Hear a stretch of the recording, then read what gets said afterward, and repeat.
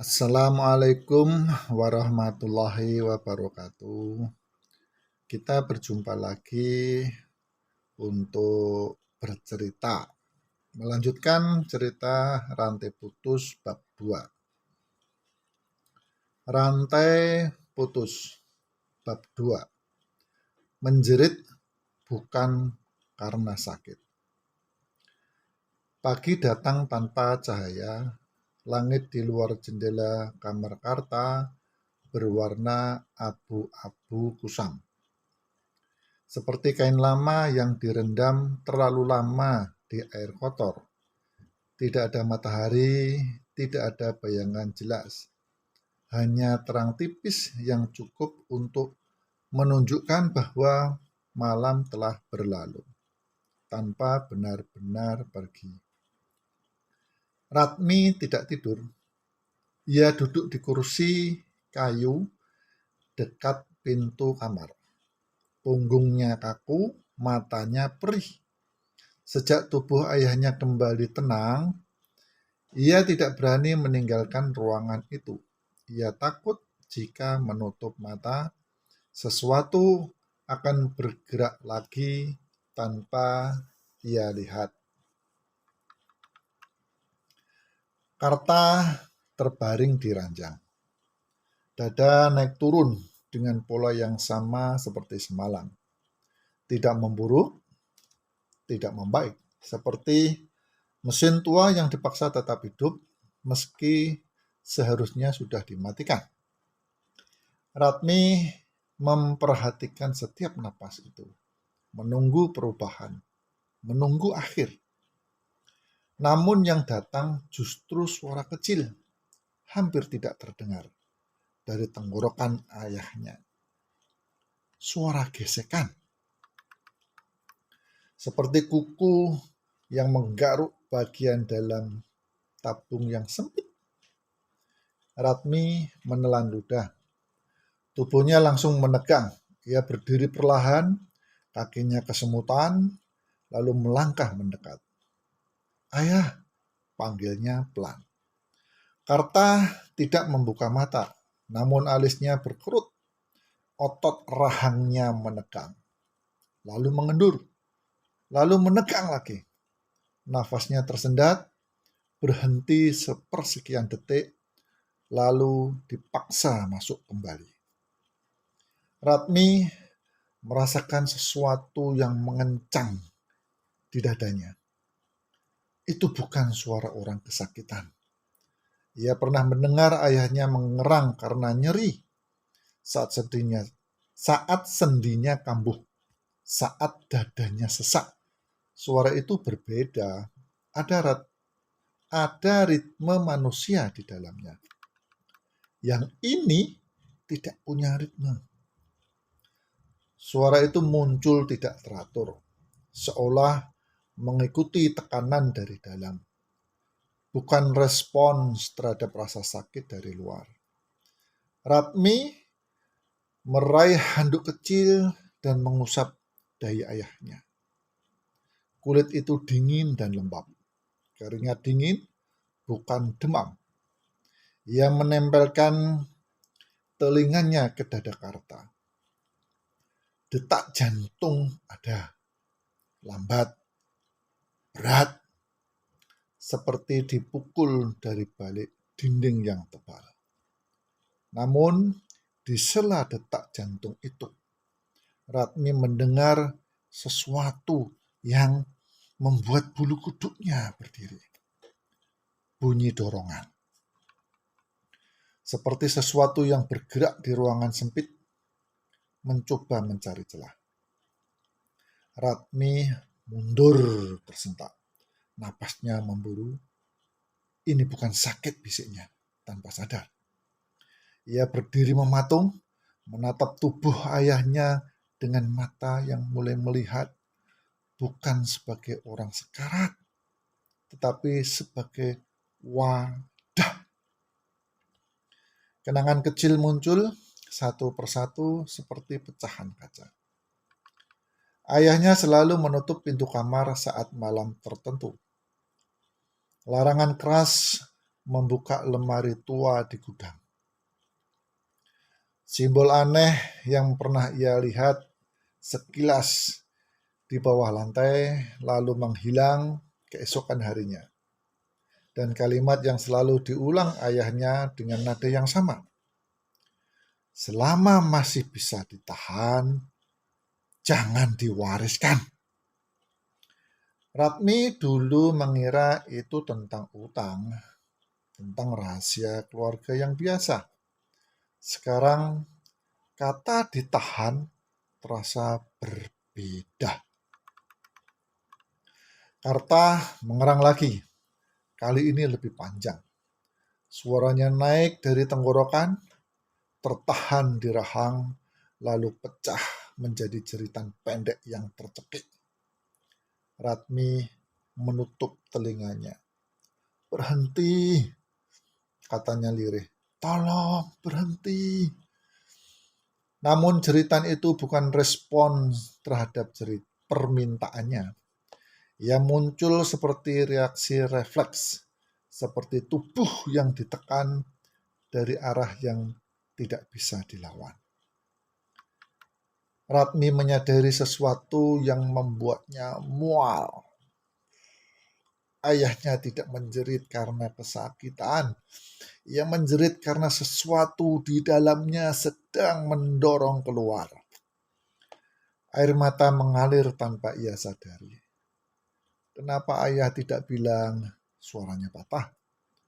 Kenapa ayah menahan ini sendirian? Karta tiba-tiba menarik napas dalam. Dadanya terangkat tinggi, terlalu tinggi, lalu berhenti di posisi itu. Wajahnya memerah keunguan, urat di lehernya menonjol.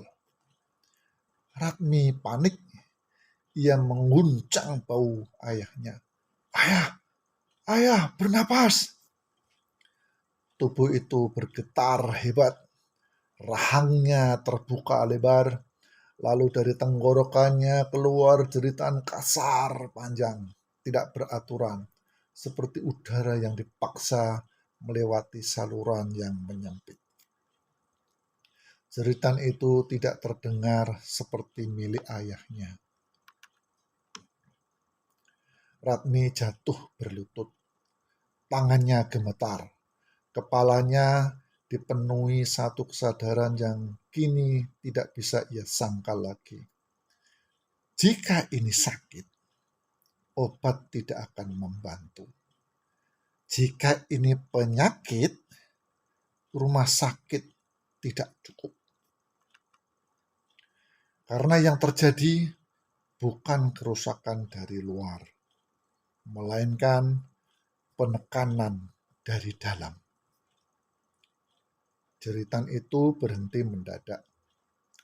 Karta terkulai, napasnya kembali ke pola tertahan itu. Ratmi terduduk di lantai. Napasnya sendiri tersengal. Ia menatap tubuh ayahnya dengan mata kosong.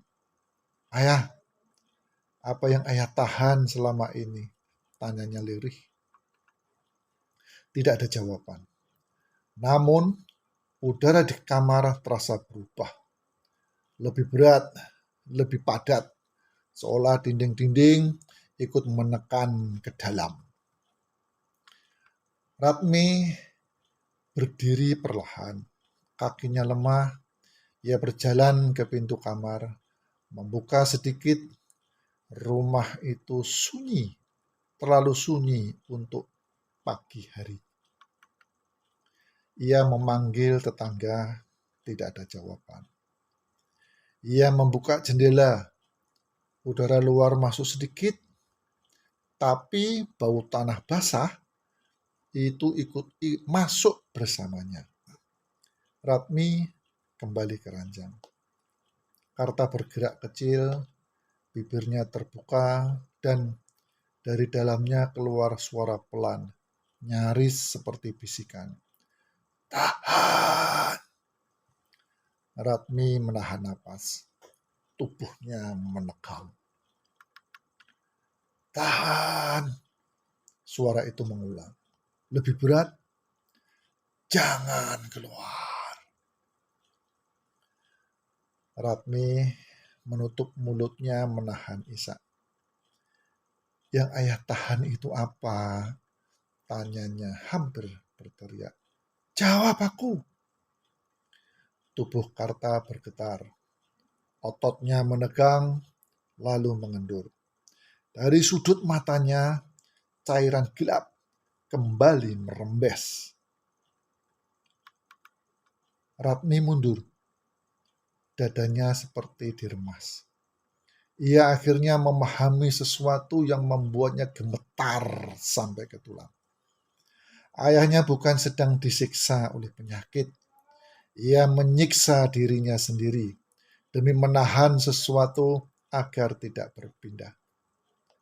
Jika tubuh itu akhirnya menyerah, maka sesuatu di dalamnya akan mencari tempat baru. Ratmi menutup mata, menahan tangis yang membuat dadanya perih. Ayah, katanya lirih, kalau ini berpindah, apa aku harus takut? Karta tidak menjawab. Namun jeritan pendek kembali keluar dari tenggorokannya. Lebih lemah, lebih tertekan. Seperti tubuh yang kehabisan tenaga menahan dorongan dari dalam. Ratni berdiri di sana, sendirian. Dengan kesadaran yang kini utuh dan mengerikan. Ia tidak sedang menunggu kematian ayahnya. Ia sedang menunggu sebuah kegagalan penahanan. Dan saat itu terjadi, jeritan itu tidak akan berhenti. Ia hanya akan berpindah suara. Ratmi tidak lagi menangis. Tangis membutuhkan pelepasan, sementara di rumah ini tidak ada yang benar-benar dilepaskan. Yang ada hanya penahanan, lapis demi lapis, tubuh demi tubuh. Ia duduk kembali di kursi kayu. Sendi-sendi kakinya terasa nyeri karena terlalu lama menegang. Di luar sana, pagi mulai muncul perlahan. Motor lewat jauh di ujung gang. Ayam berkokok terputus, langkah kaki seseorang yang tidak berhenti di depan rumah mereka. Tidak ada yang datang. Rumah ini seolah-olah dikeluarkan dari ritme pagi. Ratmi menatap ayahnya. Wajah Karta tampak lebih tirus dibandingkan kemarin. Seperti sesuatu di dalamnya menggerogoti dari balik kulit. Garis-garis tua di wajahnya itu terlihat lebih dalam. Lebih tegas, seolah usia bertambah bertahun-tahun hanya dalam satu malam. Napas itu masih ada, namun Ratmi kini melihatnya berbeda. Setiap tarikan bukan tanda hidup, melainkan tanda perlawanan yang menyerah. Ia berdiri dan mengambil kain bersih, mengusap cairan gelap di sudut mulut ayahnya. Tangannya gemetar saat menyentuh kulit itu. Ada sensasi aneh, seperti menyentuh benda yang terlalu lama berada di air dingin. Kaku, tapi masih menyimpan tekanan di dalamnya. Karta memerang pelan. Ratmi berhenti bergerak. Suara itu bukan jeritan kali ini. Lebih seperti dengusan tertekan.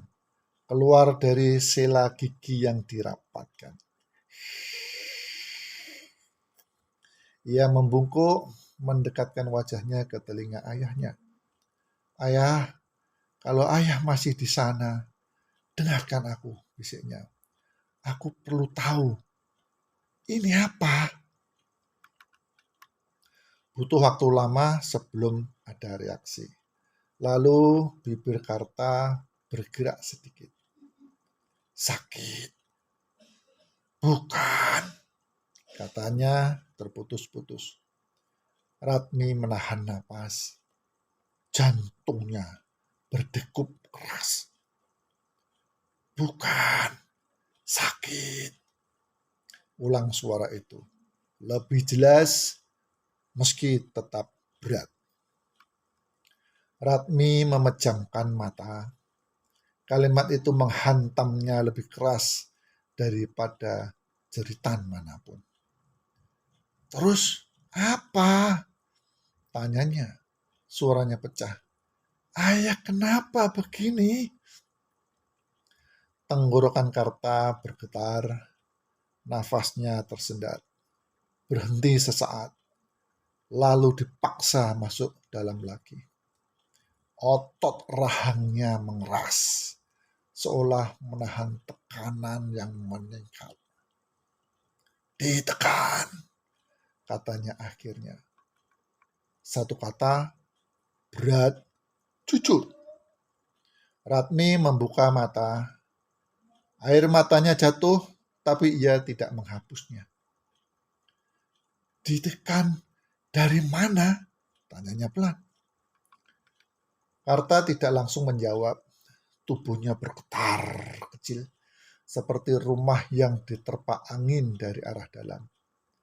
Dari dalam, katanya. Ratmi terduduk di lantai. Kata-kata itu terasa terlalu besar untuk ruangan sekecil ini. Ia teringat lagi jeritan-jeritan semalam. Bukan jeritan minta tolong, melainkan jeritan tubuh yang tidak sanggup lagi menampung tekanan. Sejak kapan? Ratmi bertanya. Sejak kapan ayah menahan ini? Ada jeda lama, napas tertahan, jam berdetak. Sejak lama, jawab Karta. Sebelum kau lahir. Ratmi menutup mulutnya dengan tangan. Dadanya terasa seperti diremas. Kenapa ayah tidak mencari bantuan? Tanyanya. Suaranya bercampur amarah dan putus asa. Kenapa ayah diam saja? Bibir Karta bergerak, membentuk sesuatu yang hampir menyerupai senyum, tapi tidak pernah sampai. Karena ini bukan sakit, katanya. Kalau sakit, bisa dibagi. Ratmi menggeleng, air mata jatuh ke lantai. Kalau ini bukan sakit, ini apa? Tanyanya. Tubuh Karta menegang lagi. Jeritan pendek keluar dari tenggorokannya, lalu teredam. Ia menggigit rahangnya sendiri. Suara giginya beradu pelan. Ratmi panik. Ayah, jangan bicara kalau itu bikin ayah. Dengarkan, potong Karta. Nadanya tiba-tiba keras, seperti suara yang memaksa keluar sebelum ditekan kembali. Kalau aku tidak kuat lagi. Jangan kira ini sudah selesai. Ratmi terdiam. Ini warisan, lanjut Karta. Suaranya turun lagi, berat. Bukan barang, bukan cerita. Ratmi merasa dingin menjalar di punggungnya. Warisan apa? Karta menggeleng pelan. Gerakan kecil itu tampak menyakitkan. Nama tidak penting, katanya. Yang penting wadah. Ratmi merasakan mual naik ke tenggorokannya. Wadah, ulangnya. Karta menghela napas, atau sesuatu yang menyerupai helaan. Udara keluar sedikit lebih panjang dari biasanya, lalu terhenti sebelum tuntas. tubuh, katanya. Ratmi terduduk lemas. Kata itu mengendap di kepalanya, menolak pergi. Tubuh. Ia menatap ayahnya, lalu tanpa sadar menatap tangannya sendiri. Kulitnya tampak normal, hidup, hangat. Untuk pertama kalinya tubuhnya terasa tidak sepenuhnya miliknya. Ayah, Ratmi berbisik. Kalau ayah menahan ini supaya tidak pindah. Apa yang terjadi kalau ayah? Karta menggerang pelan. Bukan marah tapi kesakitan. Wajahnya menegang. Jangan lanjutkan, katanya. Ratmi menutup mulutnya. Ia tahu jawabannya bahkan sebelum ayahnya mengatakannya. Jeritan itu datang lagi. Kali ini lebih panjang, lebih parau. Karta memutar kepala ke samping. Rahangnya terbuka lebar.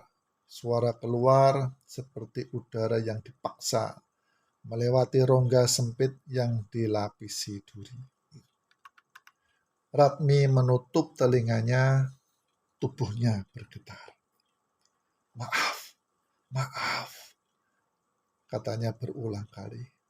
Aku tidak tahu, aku tidak tahu. Jeritan itu berhenti mendadak. Karta terkulai, napas tertahan kembali.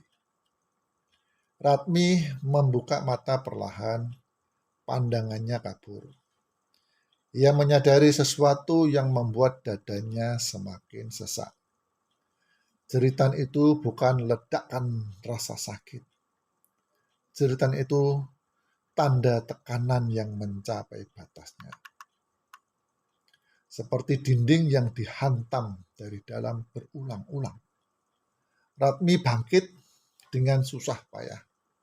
Ia berjalan ke lemari kecil di sudut kamar, membuka laci yang selama ini jarang ia sentuh. Di dalamnya ada beberapa barang lama, dokumen, kain usang, dan sebuah buku tipis tanpa judul. Tangannya gemetar saat menyentuh buku itu. Ayah, ini? Tanyanya. Mata Karta terbuka sedikit. Tatapannya jatuh ke buku itu. Untuk sesaat, Ratmi melihat sesuatu yang jelas di sana. Ketakutan. Jangan buka, katanya. Ratmi membeku. Kenapa? Tanyanya. Karena kalau kau tahu, kau akan mulai mendengar, jawab Karta. Ratmi menelan ludah. Mendengar apa? Tekanan, kata Karta. Yang sama. Ratmi memeluk buku itu ke dadanya. Jantungnya berdegup keras. Ayah, aku sudah mendengar jeritan ayah, katanya pelan. Aku sudah melihat ini. Tidak ada lagi yang bisa disembunyikan. Karta menutup matanya, napasnya tersendat lalu dipaksa masuk kembali. Kalau begitu, katanya pelan, nyaris tak terdengar. Bersiaplah. Ratmi menggigil. Bersiap untuk apa? Namun tidak ada jawaban. Tubuh Karta kembali terdiam. Napas tertahan, pola yang sama. Seperti segel yang dipasang ulang dengan paksa. Ratmi berdiri di tengah kamar, memegang buku tipis itu. Udara terasa lebih berat dari sebelumnya. Bau tanah basah semakin jelas. Ia akhirnya sepenuhnya memahami. Ayahnya tidak menjerit karena sakit. Ia menjerit karena menjadi dinding terakhir. Dan dinding itu sudah penuh retakan. Ratmi menutup mata. air mata jatuh satu persatu. Sunyi. Di dalam dirinya sesuatu bergetar pelan. Bukan suara, bukan pikiran. Melainkan firasat yang belum terbentuk. Seperti tekanan ringan yang baru mulai terasa. Demikian bab rantai putus yang kedua ini. Sampai di sini dulu saya ceritakan. Nanti tunggu minggu depan ya. Mudah-mudahan kita bisa bertemu lagi di waktu dan jam yang sama. Wassalamualaikum warahmatullahi wabarakatuh.